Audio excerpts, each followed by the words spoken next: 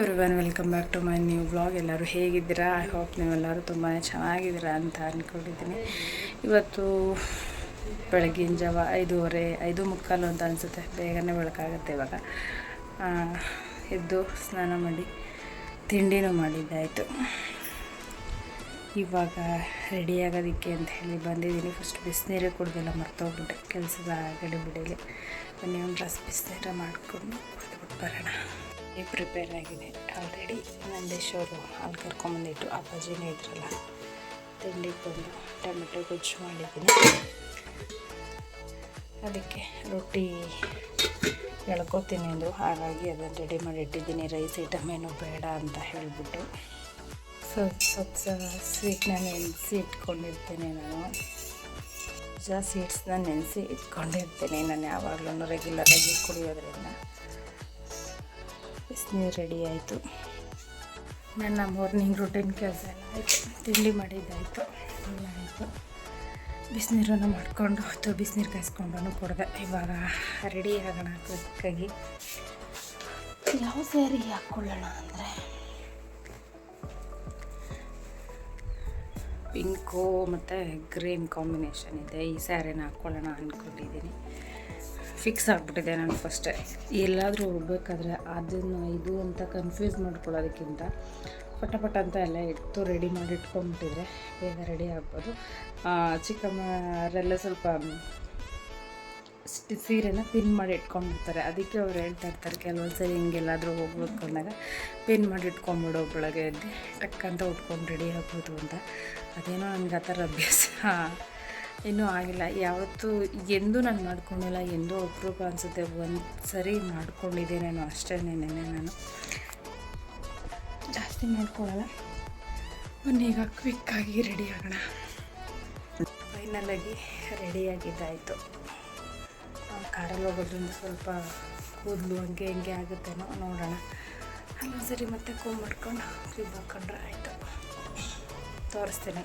ಆದರೆ ಆಚೆ ಹೋಗ್ಬೇಕಾದ್ರೂ ಇಲ್ಲಾಂದ್ರೆ ಹೋದ್ಮೇಲಾದ್ರೂ ತೋರಿಸ್ತೀನಿ ಯಾವ ರೀತಿ ರೆಡಿಯಾಗಿದ್ದೀನಿ ಅಂತ ಹೇಳ್ಬಿಟ್ಟು. ಇವಾಗ ನಾವೆಲ್ಲರೂ ರೆಡಿಯಾಗಿ ಹೊರಟಿದ್ದೀವಿ. ಅಂದವೇ ಹೋಗ್ಬೇಕಾದ್ರೆ ಹಾಗೆ ಚಿಕ್ಕಮ್ಮನನ್ನು ಪಿಕ್ ಮಾಡ್ಕೊಂಡು ಹೋಗಬೇಕಿತ್ತು. ನಮ್ಮ ಜೊತೆಲೇ ಅವ್ರನ್ನ ಕರ್ಕೊಂಡು ಹೋಗೋಣ ಅಂತ. ಬೇರೆ ಚಿಕ್ಕಮ್ಮರೆಲ್ಲರೂ ಅವರು ಒಂದು ಕಾರಲ್ಲಿ ಬರ್ತಾಯಿದ್ರು. ನಾವು ಇಷ್ಟು ಜನ ಒಂದು ಕಾರಲ್ಲಿ ಹೋಗೋಣ ಅಂತ. ಈ ಚಿಕ್ಕಮ್ಮ ನಮ್ಗೆ ಹತ್ರನೇ ಇದ್ದಾರಲ್ಲ, ಹಾಗಾಗಿ ಇವ್ರನ್ನ ನಾವೇ ಕರ್ಕೊಂಡು ಹೋಗೋಣ ಅಂತ ಹೇಳಿಬಿಟ್ಟು ಚಿಕ್ಕಮ್ಮನೊಬ್ಬರನ್ನ ನಾವು ಕರ್ಕೊಂಡು ಹೋಗ್ತಾಯಿದ್ದೀವಿ. ಫೈನಲಾಗಿ ಮೈಸೂರು ರೀಚ್ ಆದ್ವಿ. ಚೌಟ್ರಿ ಹತ್ರನೂ ಬಂದಿದ್ದ ತಕ್ಷಣ ಫಸ್ಟು ಟಿಫನ್ ಮಾಡ್ಕೊಂಬಿಡೋಣ ಅಂತ ಹೇಳಿಬಿಟ್ಟು ಫಸ್ಟು ಟಿಫನ್ ಮಾಡಿಕೊಂಡು ಆಮೇಲೆ ನಾವು ಮೇಲ್ಗಡೆ ಹೋಗ್ತಾಯಿದ್ದೀವಿ. ನೋಡಿ ಚಿಕ್ಕಮ್ಮರೆಲ್ಲ ಒಬ್ರಿಗಿಂತ ಒಬ್ಬರು ಸೂಪರಾಗಿ ಕಾಣಿಸ್ತಾಯಿದ್ರು.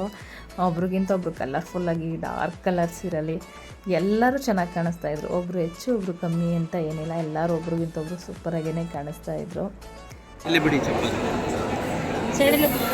ಬಿಟ್ಟು ನೋಡು ಇಲ್ಲೆಲ್ಲ ಪೂಜೆ ಮಾಡ್ಕೊಂಡು ಸಾರೆ ನೋಡ್ದಾ.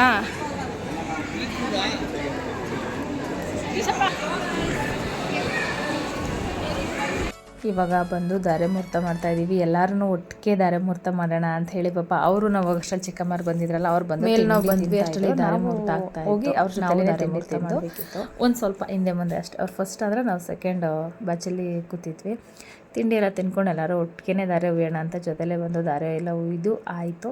ಇವಾಗ ನೋಡಿ ಪಕ್ಕದಲ್ಲಿ ನಾವು ಈ ಗೌರಿ ಪೂಜೆ ಈ ಥರ ಎಲ್ಲ ಮಾಡ್ತೀವಲ್ವ, ಬಾಗಿನ ಕೊಡೋದು, ಇವರು ತಾಲಿ ಕಟ್ಸೋದು, ಪ್ರತಿಯೊಂದೂ ನಾವು ಭತ್ತ ಕುಟ್ಟೋದು, ಈ ಥರ ಏನೇನು ಶಾಸ್ತ್ರ ಮಾಡ್ತೀವೋ, ಸಪ್ತಪದಿ ತುಳಿಸೋದು, ಅಷ್ಟು ಶಾಸ್ತ್ರನೂ ಸುಧಾ ಇಲ್ಲಿ ಗೊಂಬೆಗಳನ್ನ ಕೂರಿಸಿ ಮಾಡಿದರು. ತುಂಬ ಅಂದರೆ ತುಂಬ ಚೆನ್ನಾಗಿತ್ತು ನೋಡೋದಕ್ಕೆ. 2 ಕಣ್ಣು ಸಾಲ್ತಾ ಇರಲಿಲ್ಲ, ಅಷ್ಟೊಂದು ಚೆನ್ನಾಗಿತ್ತು. ತುಂಬ ಚೆನ್ನಾಗಿ ಮಾಡಿಸಿದ್ರು. ಮೈಸೂರು ಕಡೆ ತುಂಬಾ ಪದ್ಧತಿಗಳನ್ನ ಮಾಡ್ತಾರಂತೆ ಚಿಕ್ಕಮ್ಮರಂಗಂತ ಅಂತಾಯಿದ್ರು. ತುಂಬಾ ಚೆನ್ನಾಗಿ ಮಾಡ್ತಾರೆ ಈ ಕಡೆ ಅಂತ ಹೇಳ್ಬಿಟ್ಟು.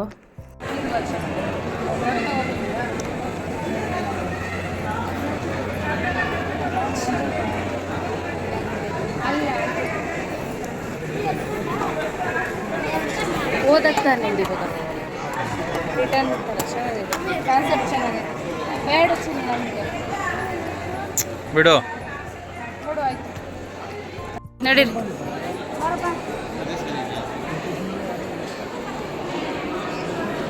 ದಾರೆ ಎಲ್ಲ ಮಾಡಿಬಿಟ್ಟು ಬಂದು ಕೂತ್ಕೊಂಡ್ವಿ. ಸ್ವಲ್ಪ ರಿಲೇಷನ್ ಬಂದಿರಲ್ಲ, ಅವ್ರನ್ನೆಲ್ಲರನ್ನೂ ಮಾತಾಡ್ಸ್ಕೊಂಡು ಕೂತಿದ್ವಿ. ಹೆಣ್ಣು ಗಂಡದು ದಾರೆ ಎಲ್ಲ ಆಯಿತು. ಕೈ ತೊಳೆಸಿ ಇವಾಗ ಸಪ್ತಪದಿನ ತೊಳಸ್ತಾ ಇದ್ದಾರೆ. ಇವಾಗ ಒಂಥರ ಚೆಂದ ಅಲ್ವಾ, ಈ ಥರ ಸಪ್ತಪದಿನ ಎಲ್ಲ ಡೆಕೋರೇಟ್ ಮಾಡಿ ಸಪ್ತಪದಿನ ತೊಳಸ್ತಾರೆ. ತುಂಬ ಅಂದರೆ ತುಂಬಾ ಚೆನ್ನಾಗಿರುತ್ತೆ. ನಾವು ಮದುವೆ ಆದಾಗ ಈ ಥರ ಎಲ್ಲ ಅಷ್ಟೊಂದು ಟ್ರೆಂಡ್ ಇರಲಿಲ್ಲ. ಇವಾಗ ಇದೇ ಒಂಥರ ಟ್ರೆಂಡ್ ಆಗಿಬಿಟ್ಟಿದೆ. ತುಂಬ ಚೆನ್ನಾಗಿತ್ತು. ಹೆಣ್ಣು ಗಂಡನ ರೇಗಿಸಿ ಪುರೋಹಿತರು ನೀಟಾಗಿ ಸಪ್ತಪದಿನ ತುಳಿಸ್ತಾ ಇದ್ರು. ರಕ್ಷಿಗಂತೂ ತುಂಬಾ ಕ್ಯೂರಿಯಾಸಿಟಿ, ಅವ್ರು ಏನು ಮಾಡ್ತಾಯಿದ್ದಾರೆ ಅಲ್ಲಿ, ಅವ್ರು ಏನು ಮಾಡ್ತಾಯಿದ್ದಾರೆ ಅಂತ ಹೇಳ್ಬಿಟ್ಟು. ನಾವೆಲ್ಲ ಕೆಳಗಡೆ ಕೂತಿದ್ರೆ ರಕ್ಷಿ ಮಾತ್ರ ನೋಡಿ ಹೋಗಿ ಮೇಲ್ಗಡೆ ನೋಡ್ತಾ ಇದ್ದಾನೆ ಅವ್ರು ಸಪ್ತಪದಿ ತುಳಿಸ್ಬೇಕಾದ್ರೆ. ಎಲ್ಲರೂ ದಾರೆ ಎಲ್ಲ ಮಾಡಿ ಬಂದಿದ್ದಾಯಿತು. ಇವಾಗ ಸ್ವಲ್ಪ ಫೋಟೋಸ್ ತೆಗೆಸ್ಕೊಳ್ಳೋಣ ಅಂತ ಹೇಳಿ ತೆಗೆಸ್ಕೊತಾ ಇದ್ದಾರೆ. ನಾವು ಚಿಕ್ಕಮ್ಮರೆಲ್ಲ ಒಂದ್ಸರಿ ತೆಗೆಸ್ಕೊಂಡ್ವಿ. ಆಮೇಲೆ ಅವ್ರ ಚಿಕ್ಕಮ್ಮರ ಜೊತೆ ಫೋಟೋಸ್ನ ತೆಗೆಸ್ಕೊತಾ ಇದ್ದಾರೆ. ಫೋಟೋಸ್ ಎಲ್ಲ ತೆಗೆಸ್ಕೊಂಡಾದ್ಮೇಲೆ ಅದೇ ಸೀರೆಯಲ್ಲಿ ಇರೋದಕ್ಕಾಗಲ್ಲ ಅಲ್ವಾ, ಸ್ವಲ್ಪ ಹೊರಗಡೆ ಹೋಗೋ ಪ್ಲ್ಯಾನ್ ಇತ್ತು ನಮ್ಮದು. ಹಾಗಾಗಿ ಡ್ರೆಸ್ ಚೇಂಜ್ ಮಾಡ್ಕೊಂಬಿಡೋಣ. ಇನ್ನೇನು ಧಾರೆ ಮುಹೂರ್ತ ಎಲ್ಲ ಆಯಿತು. ಹೆಣ್ಣು ಗಂಡು ಅನುರಾಧ ನಕ್ಷತ್ರನ ನೋಡ್ಕೊಂಬಂದಿದ್ದು ಆಯಿತು. ಹಾಗಾಗಿ ಆಮೇಲೆ ನೆನೆ ಡ್ರೆಸ್ ಚೇಂಜ್ ಮಾಡೋಣ ಅಂತ ಹೇಳಿ ಎಲ್ಲ ಫಂಕ್ಷನ್ ಮುಗಿದ್ಮೇಲೆ ಡ್ರೆಸ್ ಚೇಂಜ್ ಮಾಡಿ ಇವಾಗ ಊಟಕ್ಕೆ ಅಂತ ಹೇಳಿ ಬಂದಿದ್ದೀವಿ. ಊಟ ತುಂಬ ಚೆನ್ನಾಗಿ ಮಾಡಿಸಿದ್ರು. ಮೈಸೂರು ಸ್ಟೈಲು ಊಟನೇ ಬೇರೆ ಥರ ಅಲ್ವಾ. ಊಟ ಎಲ್ಲ ಮುಗಿಸ್ಕೊಂಡು ಅಲ್ಲಿಂದ ಚಿಕ್ಕಮ್ಮರು ಹೊರಡ್ತಾ ಇದ್ದಾರೆ. ಬಾಯ್, ನಮ್ಮ ಕೈ ಕಾಣ್ತಾ ನೋಡಿ ಹೊಂಟೋದ್ರು ನೋಡಿ. ಇವಾಗ ನಾವು ಝೂ ಹತ್ರ ಬಂದಿದ್ದೀವಿ. ಫಸ್ಟು ಇಲ್ಲೇ ಎಂಟರ್ ಇತ್ತು, ಇವಾಗ ಈ ಕಡೆ ಎಂಟ್ರಿ ಇಲ್ಲ. ಆಪೋಸಿಟಲ್ಲಿ ಎಂಟ್ರಿ ಆಗೋದಕ್ಕೆ ಜಾಗನ ಮಾಡಿದ್ದಾರೆ ನೋಡಿ. ಇಲ್ಲಿ ತೋರಿಸ್ತಾ ಇದ್ದೀನಲ್ಲ, ಇಲ್ಲಿ ಎಂಟರ್ ಆಗುವಂಥದ್ದು. ಇಲ್ಲಿ ಎಂಟರ್ ಆಗಿ ಅಂಡರ್ ಪಾಸಲ್ಲಿ ಹೋಗಿ ಆಮೇಲೆ ಝೂ ಒಳಗಡೆ ಅದು ಜಾಯ್ನ್ ಆಗುತ್ತೆ. ಒಂಥರ ಕಾನ್ಸೆಪ್ಟು ತುಂಬ ಚೆನ್ನಾಗಿತ್ತು. ನನಗೂ ತುಂಬ ಚೆನ್ನಾಗಂತ ಅನ್ನಿಸ್ತು. ಚಿಕ್ಕಮ್ಮರು ಅವರು ಎಲ್ಲೂ ಹೋಗೋ ಪ್ಲ್ಯಾನ್ ಇಲ್ಲ, ನಾವು ಹೊರಟ್ಬಿಡ್ತೀವಿ, ಸ್ವಲ್ಪ ಶಾಪಿಂಗ್ ಇದೆ ಮಾಡಿಕೊಂಡು ಅಂತ ಅಂದರು. ನಾವೇನು ಶಾಪಿಂಗ್ ಹೋಗೋ ಪ್ಲ್ಯಾನ್ ಇರಲಿಲ್ಲ. ಹಾಗಾಗಿ ಇಲ್ಲ, ನಾವು ಹೋಗಲ್ಲ, ನೀವು ಹೋಗಿ ಅಂತ ಹೇಳಿಬಿಟ್ಟು ನಾವು ಝೂ ನೋಡೋದಕ್ಕೆ ಬಂದ್ವಿ. ರಕ್ಷಿಗೆ ತುಂಬ ಫೇವರ್ ಅಂದರೆ ಝೂ. ಹಾಗಾಗಿ ಫಸ್ಟು ಅವನು ಝೂ ನೋಡಬೇಕು. ಮಿನಿಮಮ್ ಅಂತ ಅಂದ್ರೂ ಒಂದು 3 ಅವರ್ ಆದರೂ ಬೇಕು ಝೂನ ನೋಡ್ತೀನಿ ಅಂದರೆ. ಇನ್ನೂ ಡೀಟೇಲಾಗಿ ನೋಡ್ತೀನಿ ಅಂದರೆ ಇನ್ನೂ ಸ್ವಲ್ಪ ಜಾಸ್ತಿನೇ ಟೈಮ್ ಬೇಕು ಅಂತ ಅನಿಸುತ್ತೆ. ಹಂಗೂ ರಕ್ಷಿನ ಬಲವಂತ ಮಾಡಿ ಬಾ ನಾವು ಹೋಗೋಣ ಅಂತ ಹೇಳಿ ಒಂದು 2.25 ಅವರ್ ಆಯಿತು ನಾವು ಝೂ ನೋಡೋಷ್ಟರಲ್ಲಿ. ನಾನು ಅಂದ್ಕೊಂಡಿದ್ದೀನಿ 2.5 3 ಅವರ್ ಬೇಕೇ ಬೇಕು ಝೂ ನೋಡ್ತೀನಿ ಅಂತ. ಅಂದರೆ ಹೇಳಿದ್ನಲ್ಲ, ಇನ್ನು ಡೀಟೇಲಾಗಿ ನೋಡ್ತೀವಿ ಅಂದರೆ ಸ್ವಲ್ಪ ಇನ್ನೂ ಜಾಸ್ತಿ ಟೈಮ್ ಬೇಕಾಗುತ್ತೆ. ಫಸ್ಟು ಅಲ್ಲಿಂದ ಎಂಟರ್ ಆಗಿದ ತಕ್ಷಣ ಇಲ್ಲಿ ಟಿಕೆಟ್ ತೊಗೋಬೇಕು. ಫಸ್ಟು ನಮ್ಮನ್ನೆಲ್ಲ ಚೆಕ್ ಮಾಡ್ತಾರೆ, ಮತ್ತು ಅಲ್ಲಿಂದ ಎಂಟರ್ ಆದಮೇಲೆ ಇಲ್ಲಿ ಟಿಕೆಟ್ ತೊಗೊಂಡು ಅಲ್ಲಿಂದ ಒಳಗಡೆ ಬಿಡ್ತಾರೆ. ಪ್ರಾಣಿಗಳೇನು ಅಷ್ಟೊಂದು ಇರಲಿಲ್ಲ. ಸ್ವಲ್ಪ ಬೇಜಾರಾಯಿತು ಝೂಗೆ ಹೋಗಿ ನೀಟಾಗಿ ಪ್ರಾಣಿನೇ ನೋಡಲಿಲ್ವಲ್ಲ ಅಂತ. ಹೋದ ಸರಿ ನಾವು ನೋಡಿದ್ವಲ್ಲ, ಅಷ್ಟು ಸುಧಾ ಪ್ರಾಣಿಗಳಿಲ್ಲಿ ಇರಲಿಲ್ಲ. ತುಂಬ ಅಂದರೆ ತುಂಬಾ ಕಮ್ಮಿ ಇತ್ತು ಇಲ್ಲಿ ಪ್ರಾಣಿಗಳಂತೂ. ನೀನು ಫಸ್ಟ್ ಕರ್ಕೊಂಬಂದಾಗ ಇಲ್ಲಿ ನಿಲ್ಲಿಸಿ ಫೋಟೋ ತೆಗ್ಸಿದೆ ಮರದ ಹತ್ರ. ನಿನ್ನ ಫಸ್ಟ್ ಟೈಮ್ ಝೂ ಕರ್ಕೊಂಬಂದಾಗ ಇಲ್ಲೇ ನಿಲ್ಸಿದ್ದು. ಓ, ಹಂಗೆ ತಪ್ಕೊಂಡು ನಿಂತಿದೆ ಮರನ.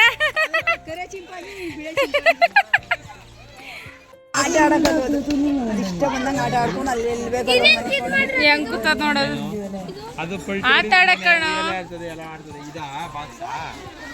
ಆಚೆ ಬಂದ್ಬಿಟ್ರೆ ಅದು ಆಚೆ ಬಂದ್ಬಿಡ್ತದೆ ಅಂತ.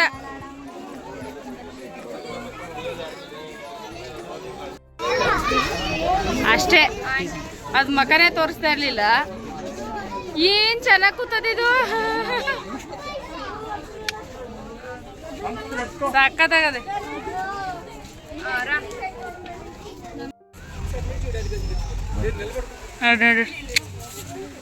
ಏನೇ ಎತ್ಕೊ ಬತ್ತದೆ, ಏನದ ಹಿಂಗೆಲ್ಲ ಆಡ್ಬೇಕದು.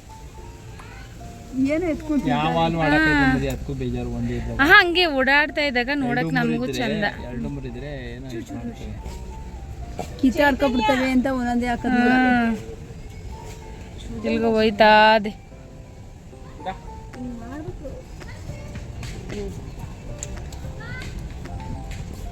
ಮರ ಹತ್ತಂಗಿಲ್ವಲ್ಲ, ಮುಳ್ಳು ಹಾಕ್ಬಿಟ್ಟೆ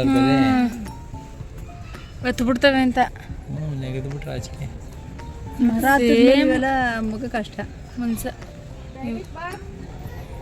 ಜಾಗ ಹುಡ್ಕೊಂಡು ಅವಾಗ ಅಂದ್ರೆ ಬರೀ ಸೊಪ್ಪು ಹಾಕೊಂಬಂದು ತಲೆಗೆ ಹಾಕೊಂಡು ಅಲ್ಲಿ ಏನು ಚೆನ್ನಾಗಿ ಆಟ ಆಡ್ಕೊಂಡು ಸೊಪ್ಪು ತಿಂತದ ಹೋಗಿದ ಅದೇ ಅನಿಸ್ತಿದೆ. ಆಟ ಅದಕ್ಕೆ ಕಣ್ಣಂಟಿ ಏನು ತಿನ್ನೋ ಪದಾರ್ಥ ಹಾಕೊಂಡು ತಿಂತಾರೆ. ರೈಸಿಪ್ಪೆ ಏನೋ ತಿಂತದದು.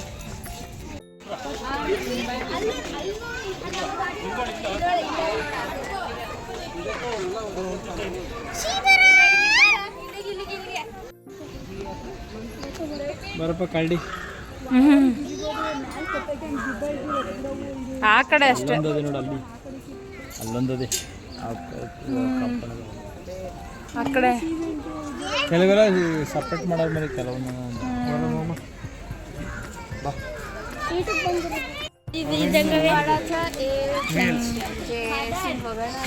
ಚೆನ್ನಾಗಲ್ಲ ನೀವು ನೋಡು ಕಾಲೆಲ್ಲ ಹೆಂಗೆ ಕೆಸರು ಬೇಕಂತ ಓಡಾಡಕ್ಕೆ ಎಲ್ಲ ಜಾಸ್ತಿ. ಅಪ್ಪ ಇದಕ್ಕೆ ಜಾಸ್ತಿ ಕೆಸರು ಮಾಡ ಇವಕ್ಕೆ ಇವು ನೋಡಲ್ಲಿ ಇಲ್ಲೆಲ್ಲ ಹುಲ್ಲಾಕಿ 3 ಅಲ್ಲೊಂದದೆ ಆಟ ಆಡ್ತಾ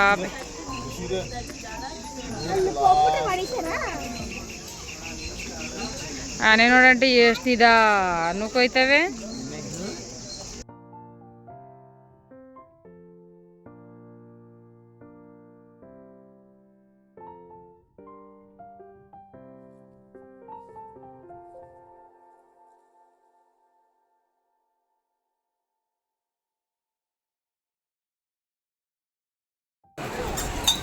ನಾನೀಗ ತಿಂಗಳಲ್ಲಿ ಆಲೆ 3 ಸತಿ 4 ಸತಿ ಬಂದಿದ್ದೀನಿ. ಮಳೆ ಬಂದು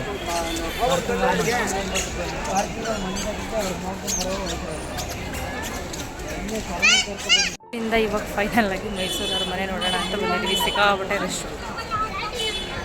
ಇವಾಗಲೇ ಎಷ್ಟು ರಶ್ ಇದೆ, ಇನ್ನು ಹಾಲಿಡೇಸಲ್ಲಿ ಎಷ್ಟು ರಶ್ ಇತ್ತು ಗೊತ್ತಿಲ್ಲ.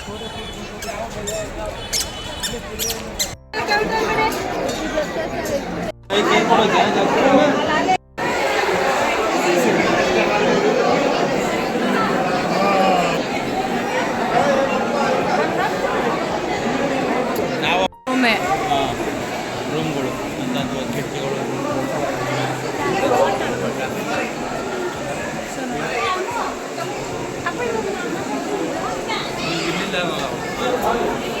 ಬೇರೆ ರಾವುತ ದಳದಿಂದ ಕೂಡಿದ ಮಹಾರಾಜ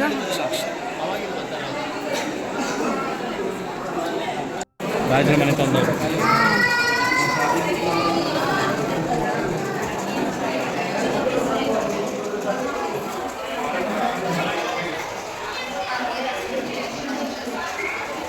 ಪಾಣಿ ವಿಲಾಸ ಸಾಗರ ಡ್ಯಾಮ್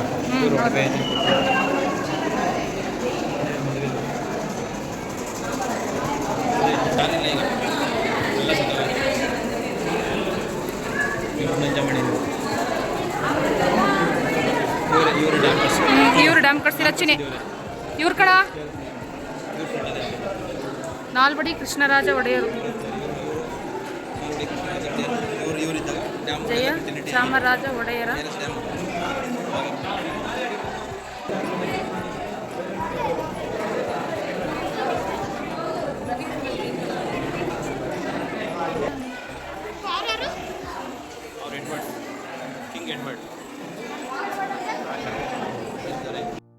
ಏನಾದರೂ ಇಟ್ಕೊಳ್ಳೋ ಚಿನಿ. ಇಲ್ಲಿ ಚಿನಿ, ಇಲ್ಲಿ ಬಾ, ಇಲ್ಲಿ ಮುಂದೆ ಬಾ, ಇನ್ನ ಮುಂದೆ ನೋಡಲ್ಲಿ ಯಾವ್ಯಾವ ಥರ ಪೆಟ್ಟಿಗೆಗಳೈತೆ ಅಂತ. ಕರೆಕ್ಟ್ ಅಲ್ವಾ ರೀ? ನಿಜವಾದ ಕಾಲಲ್ಲಿ ಮಾಡಿರೋದು. ಕಾಯಿಲೆಗಳು ಏನು ಆಗಲ್ವಾ ಅದ್ರವು? ಕೆಮಿಕಲ್ ಹಾಕಿರ್ತಾರೆ. ಏನು ಆಗಿಲ್ಲ ಅಲ್ವಾ? ಇಲ್ಲಿ ಚಿನಿ. ನಿಜವಾದ ಕಾಲ ಇದೆಲ್ಲ ಬೆಳ್ಳಿದಾರೆ ಅಲ್ವಾ? ಎಲ್ಲ ಬೆಳ್ಳಿದೆ ಅನ್ಸುತ್ತೆ. ಬೆಳ್ಳಿದೆಲ್ಲ ಬಾಕ್ಸ್ಗಳು. ಅದನ್ನ ಈ ಕಡೆ ಇರೋದಲ್ಲ. ಬೆಳೆ ಎಮ್ಮೆ ಕರೆ ಎಮ್ಮೆ ಎರಡು ನಿನ್ನಂಗೆ ಕರೆವು, ಎರಡು ನನ್ನಂಗೆ ಬೆಳೆವು.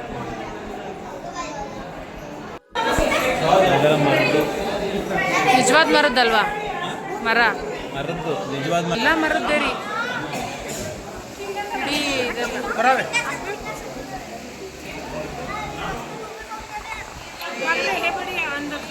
ಆನೆದಂತ ನಿಜವಾದ ಆನೆದಂತಾನ ಇದು? ಚೆನ್ನಾಗಿ ಸಿಂಹಾಸನ ತಾನಿದೆಲ್ಲ.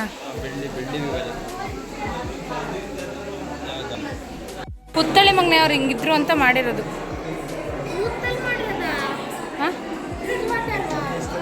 ನಿಜವಾದ ಪುತ್ಥಳಿ ಕಂಸಾಲು ಎಷ್ಟು ಚೆನ್ನಾಗೈತೆ.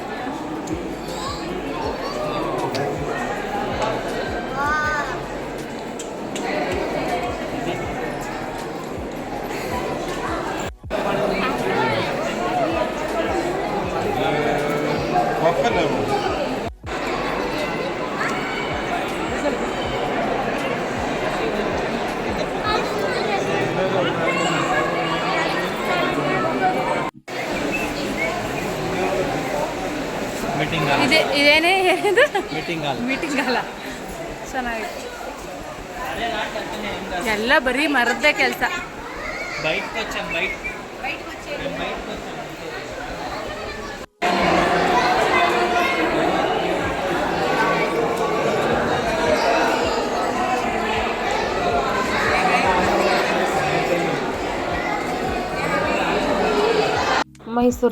ಮೈಸೂರು ಅರಮನೆ ಎಲ್ಲ ನೋಡಿದ್ದಾಯಿತು. ಮೈಸೂರು ಅರಮನೆ ಅಂಬಾರಿನೇ ಇರಲಿಲ್ಲ, ಏನೋ ನೋಡ್ದಂಗೆ ಅನಿಸ್ಲಿಲ್ಲ. ಅಂಬಾರಿನೇ ಇಲ್ಲದೆ ಇರೋ ಮೈಸೂರು ಅರಮನೆ ಏನು ಚೆಂದ ಅಲ್ವಾ. ಅಂಬಾರಿ ಯಾವಾಗಲೂ ಇರ್ತಿತ್ತು, ಅದೇನೋ ಗೊತ್ತಿಲ್ಲ ಈ ಸರಿ ಅಂಬಾರಿ ಏನೂ ಇರಲಿಲ್ಲ, ಅದನ್ನು ಕ್ಲೋಸ್ ಮಾಡಿಬಿಟ್ಟಿದ್ರು. ಯಾವಾಗಲೂ ಅಂಬಾರಿ ನೀಡ್ತಾರಲ್ಲ ಆ ಜಾಗ ಕ್ಲೋಸ್ ಆಗಿತ್ತು. ಅಲ್ಲಿಂದ ಚಿಕ್ಕಮ್ಮ ಇವಾಗ ಹೊರಡ್ಬೇಕಾದ್ರೆ ಏನಂದರು ಅಂದರೆ, ನಯನಿಗೆ ಬರ್ಡೇ ಇದೆ, ಅವಳಿಗೆ ಸ್ವಲ್ಪ ಬಟ್ಟೆ ತೊಗೋಬೇಕು ಮಗ ಅಂತ ಹೇಳಿದ್ರು. ಹಾಗಾಗಿ ಆಮೇಲೆ ನಾವು ಸ್ವಲ್ಪ ಬಟ್ಟೆ ಶಾಪ್ ಮಾಡೋಣ ಅಂತ ಹೇಳಿ ಬಂದ್ವಿ.